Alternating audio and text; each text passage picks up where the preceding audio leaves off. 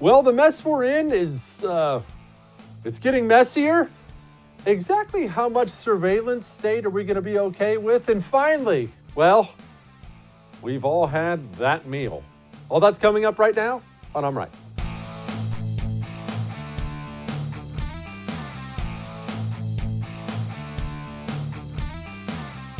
Well, the thing about it, when things go downhill, they go downhill fast, and we have a list of messes on our hands. And I figure we might as well just knock all those out right away because it's Friday, and we need to have a very frank discussion about exactly what we're doing here, why we're doing what we're doing, and what the future is going to hold with all this. First of all, there's been all kinds of talks out there about how the doctors are idiots, or the doctors are these deep state plants, or the doctors are these super geniuses, or it just totally depends on how you're looking at what's going on. In general, that tends to be the people who have already lost their job. They think the doctors are idiots. The politicians and pundits who haven't missed a single paycheck, they think the doctors are geniuses. That seems to be about how those lines are falling. But, well, I need you to listen to Dr. Fauci, and then I'm going to explain something about Dr. Fauci and how things actually work. Knowing the science, does it make sense to you that some states are still not issuing stay-at-home orders? I mean, whether there should be a federally mandated directive for that or not, that I guess that's more of a political question, but just scientifically, doesn't everybody have to be on the same page with this stuff? Yeah. I think so, Anderson. I don't understand why that's not happening. As you said, you know, the tension between federally mandated versus states' rights to do what they want is something I don't want to get into. But if you look at what's going on in this country, I just don't understand why we're not doing that. We really should be. Well, here's the thing. Everybody's crushing the Dr. Fauci today for that, little edict he gave as the czar of America. But that's his job. I don't agree with him. I think what he just said is madness, but that's also his job. Understand this. It is the President of the United States' job to do certain things. It is a governor's job to do certain things. It is a mayor's job to do certain things. When the President of the United States has a pandemic, he's going to bring in doctors like Dr. Fauci. He, as president, has to understand and filter everything Dr. Fauci gives him through a certain lens. What is that lens? Well, it's simple. Dr. Fauci is not an economist. He's not a small business owner. He's not a master on what makes markets move. Dr. Fauci is a specialist in eliminating diseases. Dr. Fauci is going to tell President Trump everything we should do to eliminate a disease. Period. That is his one and only concern. And that's not a bad thing for him. When I bring that guy in as an infectious disease expert, I don't want to hear his thoughts on supply chains. I want to hear his thoughts on infectious disease. You, though, as a leader, had better be real careful giving that guy everything he needs or wants. I explained this briefly the other day, but it's the exact same situation with a general. When you have a president and he has all these generals in combat, and this general says, I need 900,000 troops. And this general says, I need 1 million troops. And this guy says, I need 10 million bullets. And this guy says, I need 90 million bullets. You cannot, as the overall commander who sees the big picture, give each and every person everything they want. You can listen. You should listen. I'm sure Dr. Fauci is an extremely intelligent human being, but you must listen and then make a decision on your own. The issue I have with our national response right now is Dr. Fauci appears to be the only person making these decisions. Why do we not have a group of small business owners meeting with the president as soon as the doctors leave the room? Why do we not? That's not in any way unreasonable. Again, let me reiterate this. America is not a disease. America is not a virus. Even right now, while we have a virus, there are unlimited things that make up America. However, the person trying to kill the virus appears to be the only person at the table. That's why we're running into what we're running into. A completely draconian, unbalanced approach that in no way addresses this problem in a way that allows society to keep functioning. We have 10 million unemployed after 3 weeks, and that number's light. Why? Because Dr. Fauci up to this point has not been treated as an advisor. Dr. Fauci up to this point has been treated like the Lord High Commander, whose word is God. And that can't be. There's more to consider than just a virus. I understand he doesn't get why we're not locking down everything. That doesn't even bother me. I don't expect him to preserve my liberty. He has no interest in that. He has an interest in killing the virus. What would be best for killing the virus? I'm sure it would be locking every American in their home and welding the door shut like they did in China. However, this isn't China.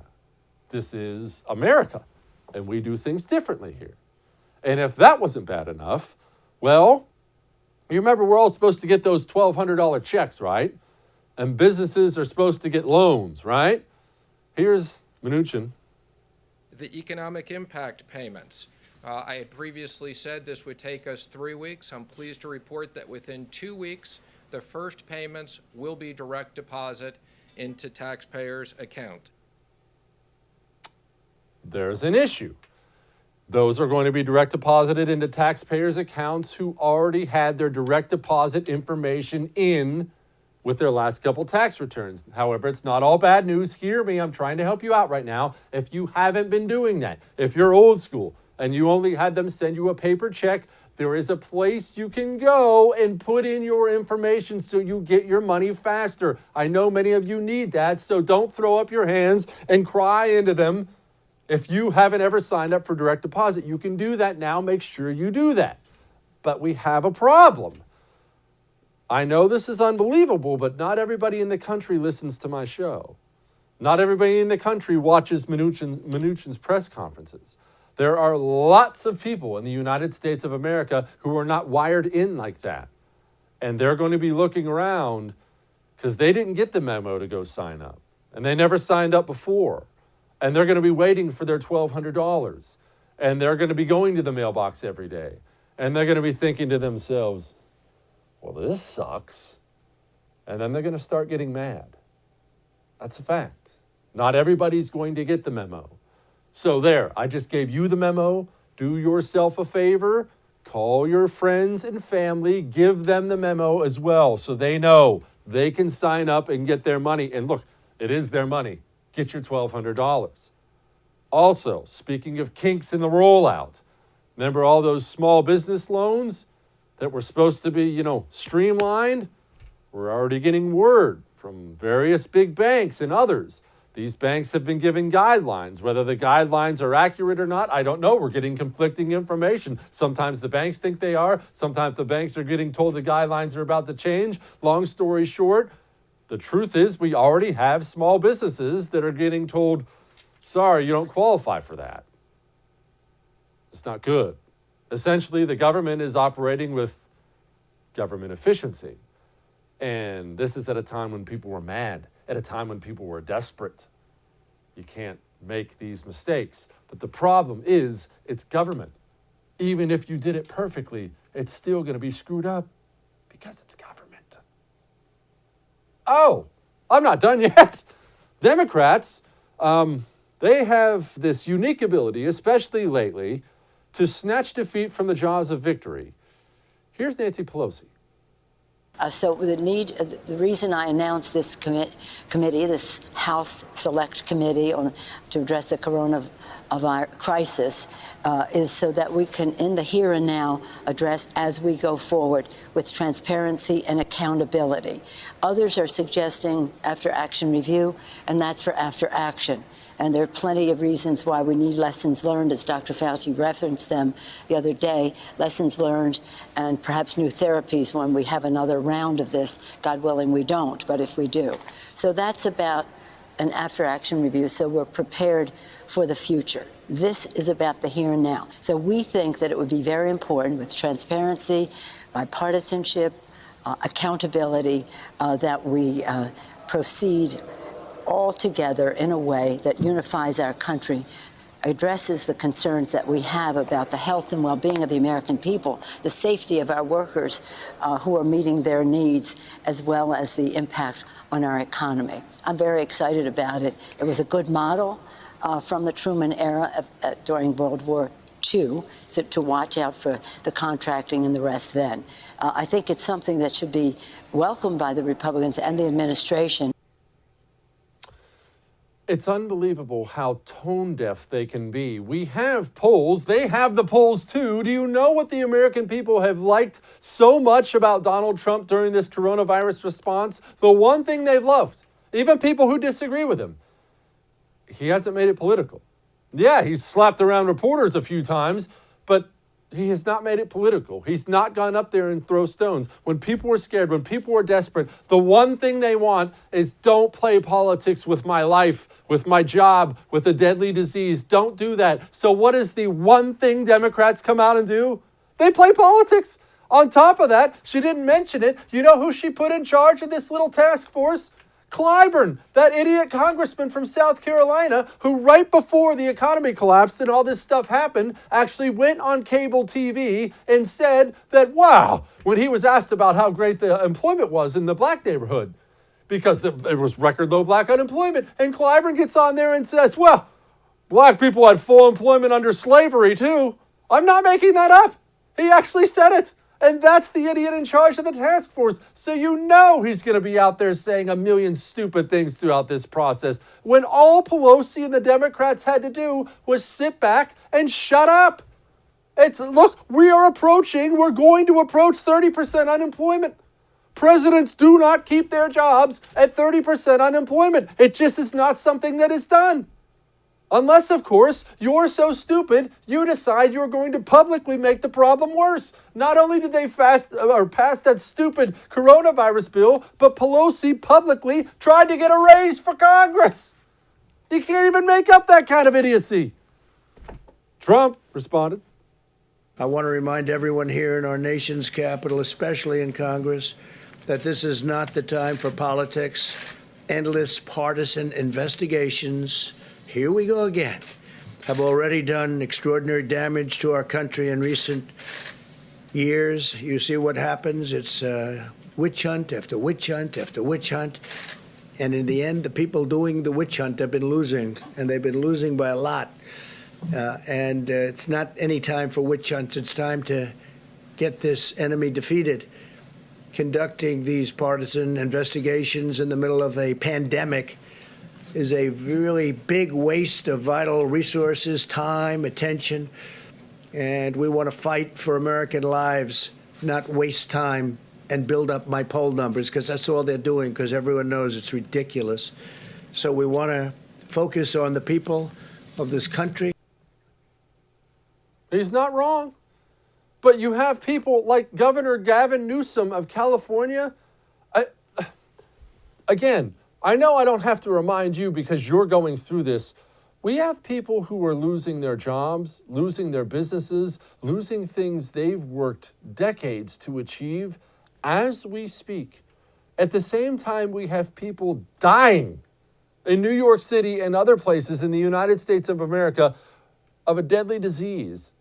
And this is what the governor of California went on TV and said. I'm wondering if you see the potential, as some others in your party do, for a new progressive era, if you want to call it that, in national politics and policy, and whether there's the opportunity for additionally progressive steps, such as the ones that I listed, on the national and state level going forward, because of this crisis. Absolutely, we see this as an opportunity to reshape the way we do business and how we govern. And that shouldn't put shivers up the spines of, one party or the other. I think it's an opportunity anew for both parties to come together and meet this moment and really start to think more systemically, not situationally, not just about getting out of this moment, but more sustainably and systemically to consider where we can go together this historic moment if we meet it at a national level and a state and subnational level. So answer is yes. An opportunity? Don't use words like that, man. don't use words like that. Even though we all know that's what you're doing, at least hide how scummy you are.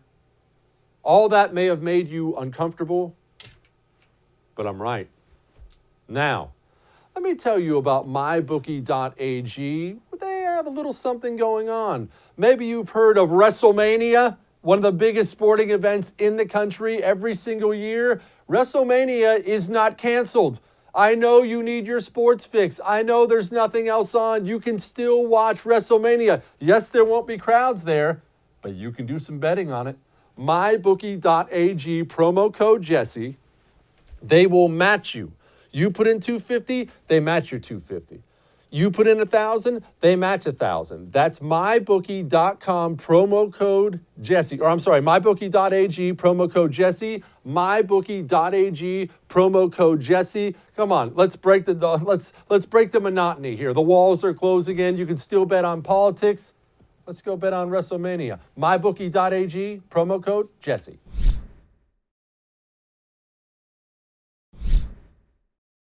How much new government, big government, should you accept in your life right now?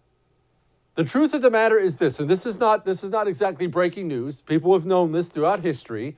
When people are scared of something, anything, a disease, an invading force, whatever it may be, debt, when people are scared, they will look to somebody in the government to help.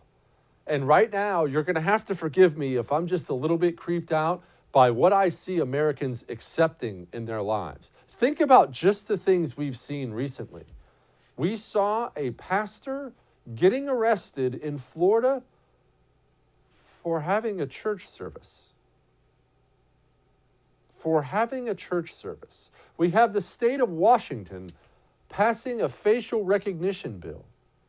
We have the mayor of Los Angeles standing up at the official podium and saying to his citizens, if you see a business operating that shouldn't, make sure you report them to us. I'm sorry? What? This is what we are now? A society of snitches on each other? Ratting each other out to the federal government? Arresting pastors for daring to have church? Are we just going to go along with that? I mean, apparently we are. Apparently we are that scared. How do you think this ends up, ladies and gentlemen?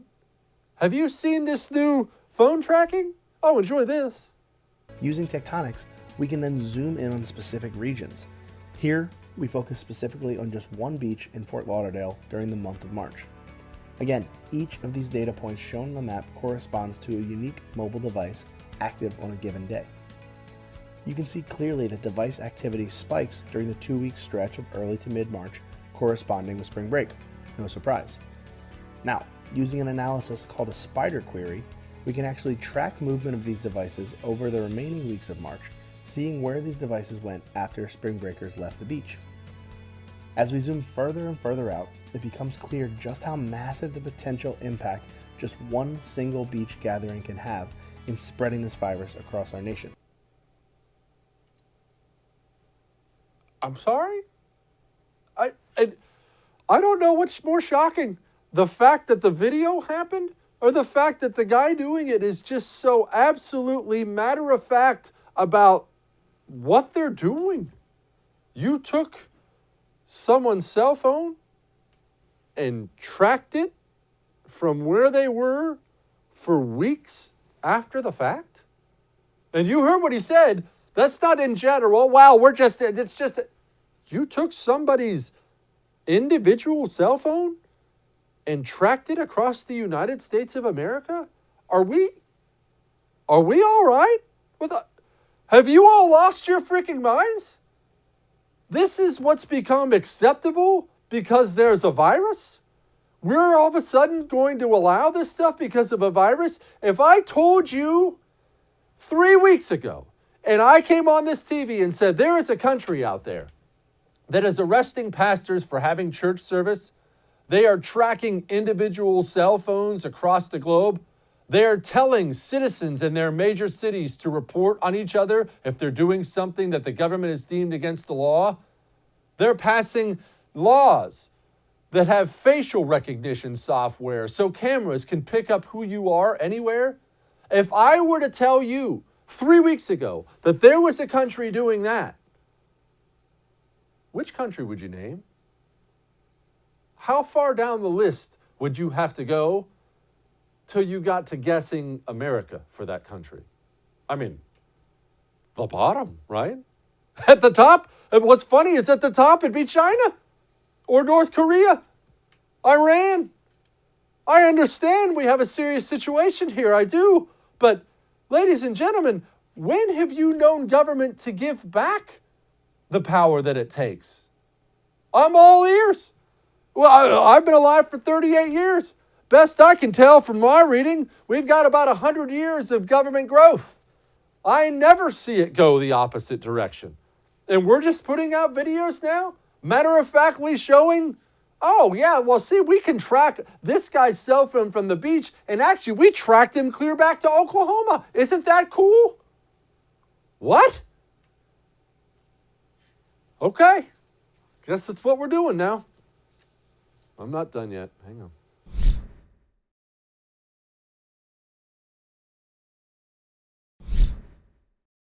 Joining me now to talk about the madness, and I have had a lot to say about it, is Drew Berquist, the host of This Is My Show with Drew Berquist. Drew, let us begin with Dr. Fauci. Now, I am not one of these Dr. Fauci's some deep state plant to bring down America things. I'm not one of these Dr. Fauci is an evil person things. I'm sure he's a fine doctor at eliminating diseases. My issue now, Drew, is he appears to be the only one with a voice at the table. We are not a disease. We have a disease, but there are a lot of other things that make America go, and I think that is part of what's making people so angry. What's your take on him? Yeah, I think it's a side point. I think it's interesting that he's getting threats now. I mean, the poor guy needs his security upped and whatnot. But I think it is interesting to see how everyone has taken that approach. Some people think he's part of the deep state. Some people think that he's just a stand-up guy. Other people could take him or leave him. I think that he has been, what's nice is a voice of reason or science, whatever you want to call it, for the Trump administration. Having him and Dr. Birx up there when she's up there too, I think it has helped kind of tamp down some of the craziness that would otherwise be directed at Trump, which granted has still been sent his way and is now being sent their way because they're attached with him. But I think that, I guess I don't know in the end exactly where I fall on him, other than I respect his pedigree. I respect his background and his resume. Should he be the only voice, to your point? No, I don't think so. I think that we should be getting a lot more data from a lot more places, sharing that and letting everyone come together and kind of make sense of this, which is the problem. Is right now we're just getting such limited information that no one does know exactly what to make of it, other than, as we talked about last week, the economy's struggling, jobs are struggling, and people are trying to figure out what's up.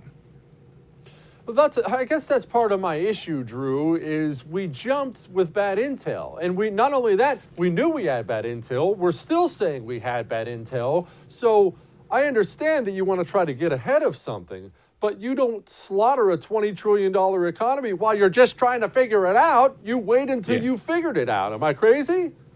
No, you're not at all. Exactly. There's a lot of, building the plane as we try and take off from the runway. Which is tough. I mean, and I don't know. And again, if we had the exact right answers, you probably do. But if I had the exact right answers, we'd probably be sitting in different spots. But I think that the bottom line is they are kind of making this up as we go, and they're also basing the numbers. This is where I'm confused. And again, I'm no doctor, as you well know. I'm a doctor of certain things, but not of science. But anyways, they're making stuff up and they're using data that doesn't necessarily all have a clean, full picture with it. For example, China, they're using all this stuff, making it up off of that. When we don't really trust China, we assume that worse things have happened there, which doesn't mean that they will happen here, but just that they happen there. And so they're building all these models off of stuff that no one quite understands, and they're not very transparent about it. So the whole thing is just kind of a straight up train wreck. It is an absolute straight up train wreck. And speaking of train wrecks, Mnuchin comes out and says they're going to direct deposit these $1,200 checks. Obviously, some people did not put in their direct deposit info, and they're already saying you can put that in now and get your $1,200 check. So I like all that. My main issue right now is, Drew, with people desperate and people angry. Surprisingly, not everybody listens to you and I. Not everybody watches our shows. So there are going to be a bunch of Americans out there checking the mailbox every day for a $1,200 check that might not come until August. I'm really upset. Well, I should say I'm really worried about how upset the public is about to be. I'm worried about the anger level, because the truth of the matter is desperation is going up, and you promise $1,200 and not everybody has all the information, and some people ain't going to get that check. Yeah. No, I think you're right. There's going to be some upheaval because, and look, not for defending the government. You and I have both worked for the government in one capacity or another. We know that the government is a big broken machine. So even though their heart's in the right place in trying to get this money out to people, we knew that it was not going to be an easy process getting it there. And now we're hearing that some people aren't going to get it for months and months and months. They say that the lower income earners are going to get it first, which is great. But even them, whether they have direct deposit or not, there's some issues there, or there's some concerns there. They've got to figure out the process, make sure that the money gets where it's supposed to go. So there's going to be frustration there. And then you're going to have other people. I mean, because look, whether they're low income earners, the middle class, or somewhere else, people still are spending lots of money on groceries and this, that, and the other right now, and they're not earning lots of money right now. So it's going to hit everyone, and there's going to be frustration, across the different class systems in terms of when they're getting their money, how they're getting their money. I'm just kind of assuming I'm not going to get mine. That's kind of how I'm looking at it. But I know there's people who absolutely need it, and they need it now. So there's definitely going to be some frustrations. There certainly is. All right. Making it political now, off of the important stuff to political.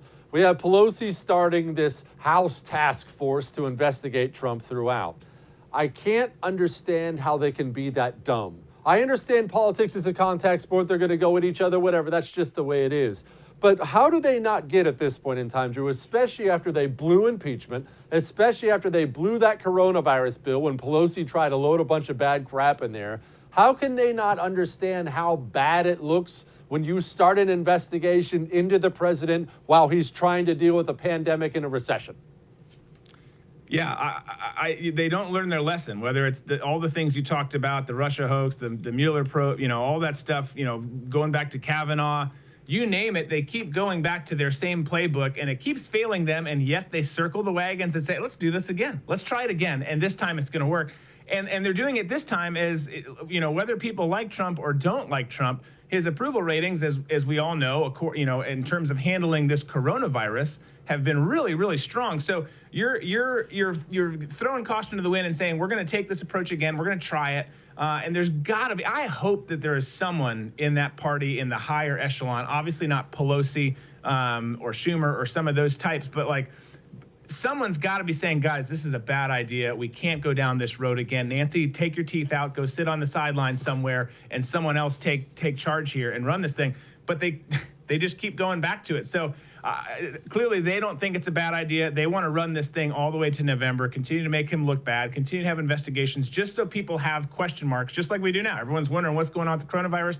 They want the constituents out there and the voters in America wondering, do I like Trump? Do I not like Trump? And then make it a toss-up in November.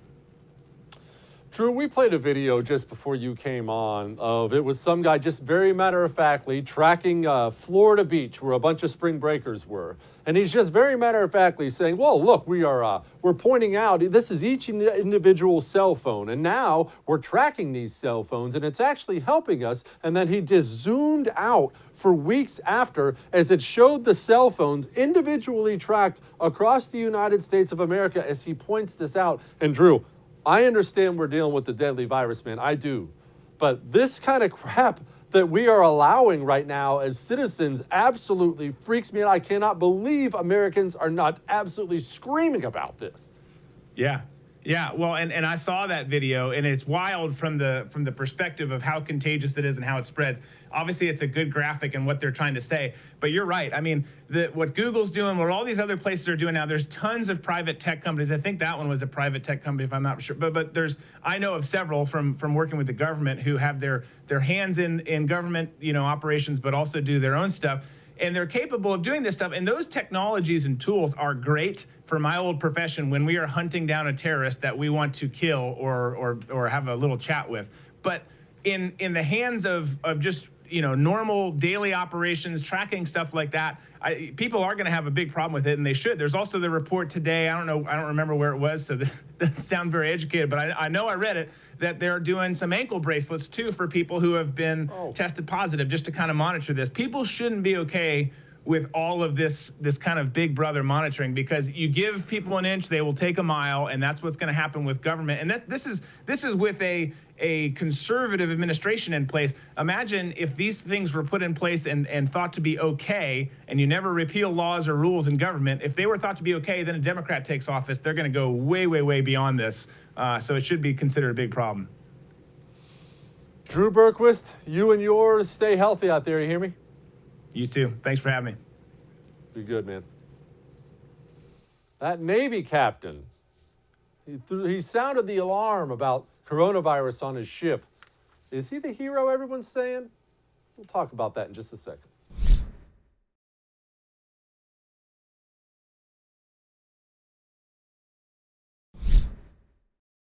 Military leadership is something different. It can be something absolutely awful, and it can be something so special you never forget it. We have a captain, Captain Brett Crozier of the USS Teddy Roosevelt. It's a nuclear-powered aircraft carrier. He had coronavirus on his ship, his men coming down with it. And apparently, from what we think we know, he sent word up the chain of command saying, my men need to be off this ship. And just so you understand, I understand people don't think people live, luxuriously on a Navy ship, but on many of these ships, on pretty much all these ships, you're sleeping here and your buddy is sleeping here. It's not an exaggeration to think you wake up and if you lift up too fast, you're running into your friend on top of each other. It is a virus, a contagion's dream. Clearly, this captain was concerned about his men. He sent a letter. We don't understand exactly who he sent it to, how he sent it. Apparently, he sent it in a way that displeased some people because he's gone. Here's what they had to say. I did not come to this decision lightly. I have no doubt in my mind that Captain Crozier did what he thought was in the best interest of the safety and well-being of his crew. Unfortunately, it did the opposite. It unnecessarily raised alarms with the families of our sailors and Marines with no plan to address those concerns. The letter was sent over non-secure, unclassified email, and it wasn't just sent up the chain of command, it was sent and copied to a broad array of other people. When the commanding officer of the USS Teddy Roosevelt decided to write his letter on the 30th of March, 2020, that outlined his concerns for his crew in the midst of the COVID-19 outbreak, the Department of the Navy had already mobilized significant resources for days in response to his previous requests. Worse, the captain's actions made his sailors, their families, and many in the public believe that his letter was the only reason help from our larger Navy family was forthcoming, which was hardly the case. I don't know what to believe, and you shouldn't either. I understand we all saw a video today of the captain walking off of his ship, and the sailors are cheering his name, and the captain's been dismissed. And believe me, his career is over now. You don't get dismissed from being the captain of a Navy aircraft carrier and just go into a desk job. No, he's done. He'll be retiring very, very, very shortly. But I don't know. The truth of the matter is, if what the Navy secretary said right there is accurate, and I have no reason to believe it is, I have no reason to believe it isn't.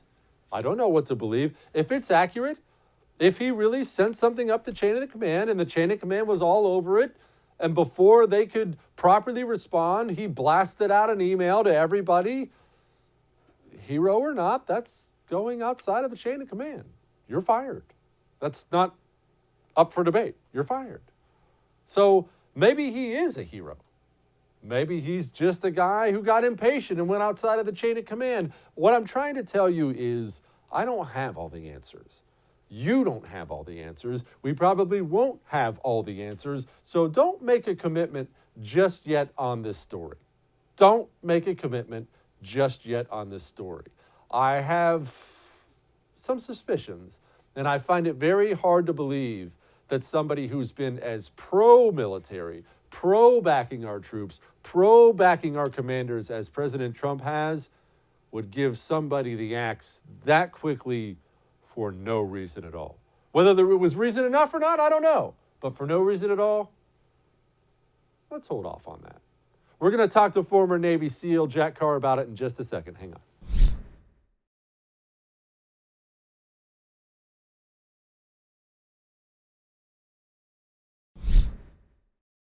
Joining me now to talk about this Teddy Roosevelt issue and other things, and author and former Navy SEAL Jack CARR. And the reason I introduced him as author first, I actually didn't talk to him before he came on the air. So I think you should actually know, Jack, that I bought your book, The Terminal List, about 2 weeks ago before I even knew you were coming on my show.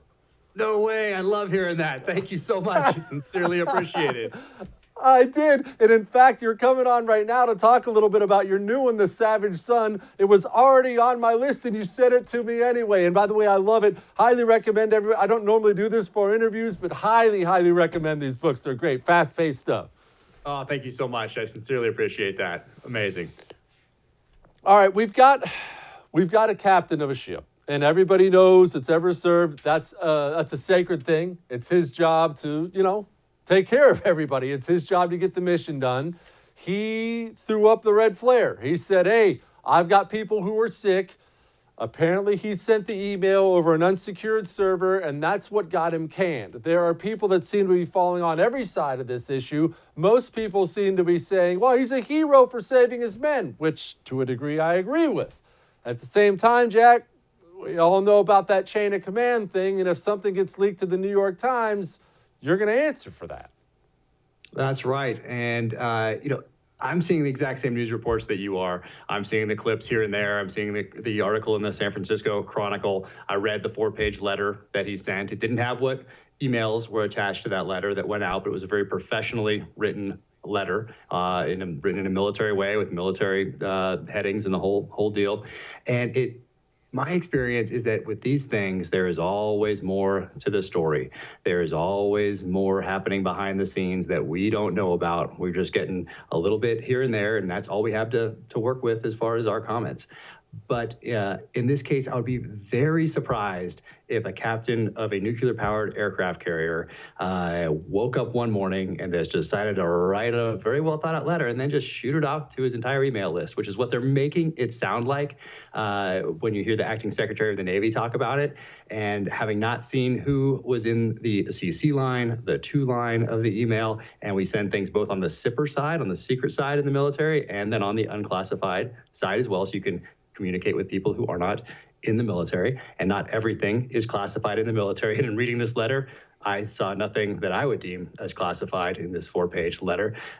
So I'd be very surprised if this guy that's almost 30 years in the Navy, command of a nuclear-powered aircraft carrier, just woke up and decided to shoot this thing off without first exhausting every single avenue to take care of his sailors. So we will see. There will, of course, be an investigation, and we'll get a lot more facts over a long period of time. But in the short term, his career is over, and he put the well-being, I think, of his sailors above making that rank of admiral. And when I saw that send-off from his sailors today that was out on Facebook that shows the whole crew getting together to applaud him as he left, that speaks volumes for that man. It spoke volumes to me too. And what bothers me, Jack, is I'm constantly seeing this. And look, I know that you saw a lot more than I did when I was in, but we all saw the same thing. Is it seems so often, and I don't understand exactly how this happens other than the fact that there are careerists in there who will crush anybody to advance themselves. You see top brass crushing the people underneath them, or willing to throw people under the bus who are underneath them. And I always found that so unbelievably disdainful. That was always the grossest thing in the world to me. And it doesn't seem to be something we can root out. Is this just human nature, something we have to deal with going forward forever in the military?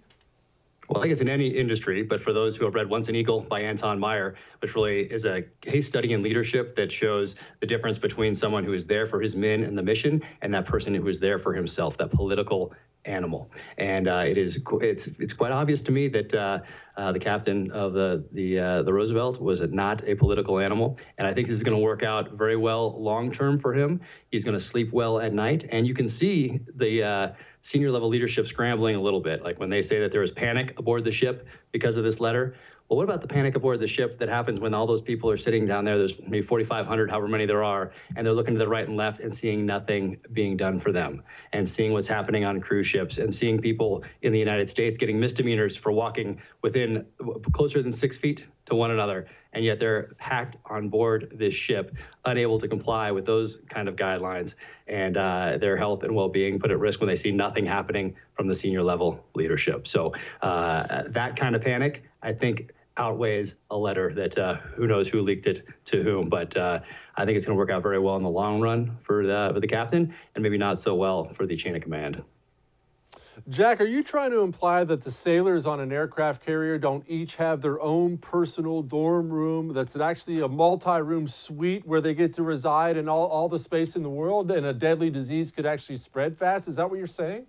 This is going to come as a shock to a lot of people, but yes, there's not a stateroom for every sailor on board an aircraft carrier or a submarine or something along those lines. Imagine a submarine underway getting this thing. Same thing. I mean, same type of thing. That captain is in charge. We're for the health and well-being of his crew. And in that letter, if you read it, there are these 4 pages, and he lays out a couple of different options. He lays out 2 different options. One is a wartime option, and the other is a peacetime option to take care of the crew. So it's a very professionally written letter, and yeah, I think we'll find out over time. But I'm very curious to see how this plays out long term. But of course, in the forefront of my mind is the health and well-being of that crew, and stemming the tide of this disease as it moves through the ranks. Jack, our nation is, well, I mean, we're bloodied and battered right now. The bottom line is we are laying waste to our economy, right or wrong. I've had several things to say about that, but we're laying waste to our economy. We're fighting a deadly disease right now. There are people who are watching right now thinking, I would love to hear what a Navy SEAL has to say about this, because you're somebody who can go through in people's minds pretty much anything. What should people hear from you right now to help them get through this disaster? Yep. So first off, you got to take care of your families, take care of your neighbors, take care of your communities. And by default, we're taking care of the country by doing those things. But right now, it's about staying home. It's about doing those things we're supposed to be doing to take care of the people that are on the front lines of this things, our firefighters, our police officers, our medical professionals, the nurses, the doctors, everybody that cannot stay at home, that has to be out there interacting with the public, and those that have to be out there interfacing with those who actually have COVID-19. So they're the ones that we need to take care of by doing what we're supposed to be doing. Aside from that, this is a great opportunity for Americans to think about self-reliance and individual responsibility. So if someone didn't feel prepared going into what we're facing right now, take some notes. And more importantly, when it's appropriate or when this is over, take action on those notes. Because if you were not set with food, with water, with some medical supplies, being able to protect yourself and your family, and you thought about those things during these last couple of weeks, and we'll think of them in the weeks ahead, take action on those, fix them, because that lets you focus bandwidth on where it needs to be. Adapting your business, taking care of your family, taking care of your neighbor, because the base of that pyramid, that foundation of self-sufficiency and self-reliance is covered. So we're gonna prevail as a nation, though. That is for certain. Jack, what does that mean for a family of 4? Food, water, medical supplies. I know you can't cover every single thing you'd like to cover. What does a family of 4 need to have? What does a CARR, well, it might not be as extreme as what the CARR family, I'm guessing, has, but what does the normal American family of 4 have? So that's all going to depend on where you live and what your comfort level is. If you're comfortable with a week of food, a week of water, maybe something to filter water if the faucets don't work, or the water that starts coming out because of something is a little bit dirty, well, maybe that's your comfort level. Maybe 2 weeks is a comfort level for someone else. Maybe 3 months is for somebody else. But the important part is that you take notes right now, and whether it's 2 weeks or 3 months, you get that food ready, you get that water ready, you get that filter ready, you make sure everyone knows how to use the fire extinguisher in your house, you've practiced with it with your kids, and if you're comfortable, you have a firearm and you have training and you know how to use it, and all that stuff. Now you don't have to worry about. You've got that. You've got the basics covered. So for us, as you can imagine, it's more on the a little bit more to the right-hand side of being prepared. But not everybody needs to go to those links. But for me, that gives me peace of mind to focus where it needs to be, which is adapting to the changing environment and conditions. Somehow I figured that would be the case for a Navy SEAL. Author of the new book, Savage Son. I'd highly recommend the whole series, by the way. Jack CARR, former Navy SEAL. Thank you for giving us some time, sir. Semper Fi.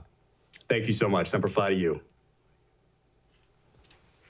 We've all had that meal from a loved one. This person handled it better than we did. Hang on.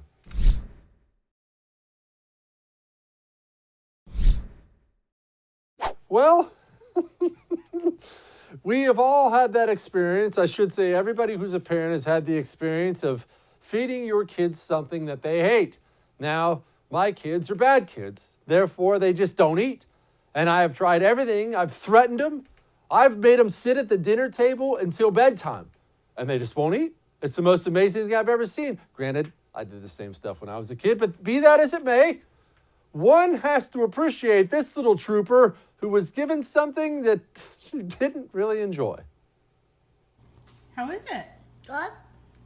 It looks like you're enjoying yourself. Oh, yeah, that looks like you're enjoying. Okay, you okay? You